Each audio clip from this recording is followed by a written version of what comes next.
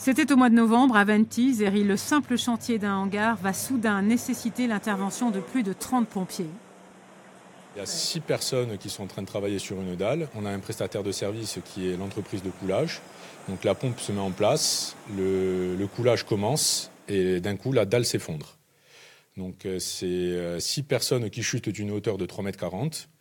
Miraculeusement, il n'y a aucun mort. 11 ouvriers n'ont pas eu cette chance, 3 fois plus qu'en 2017. 11, c'est le nombre d'accidents mortels du travail en 2018. 7 dans le bâtiment, mais aussi dans l'agriculture et les transports. Ce record dramatique place pour la 2e année consécutive la Corse en tête de toutes les régions françaises, outre-mer comprises.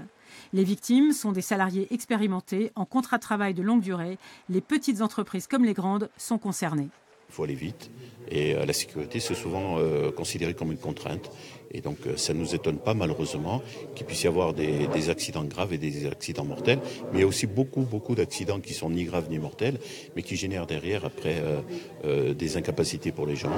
Un laisser-aller sur la sécurité qui méritait bien une réunion exceptionnelle pour tirer la sonnette d'alarme. Car un autre chiffre renseigne du malaise. En 3 ans, les inspecteurs du travail ont multiplié par presque 5 les arrêts de chantier à titre préventif. Il y a des situations de danger.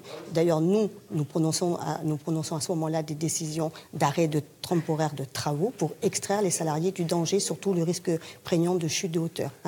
Donc effectivement, souvent je dis aux employeurs qu'ils ont de la chance d'avoir des salariés qui continuent de travailler dans ces conditions.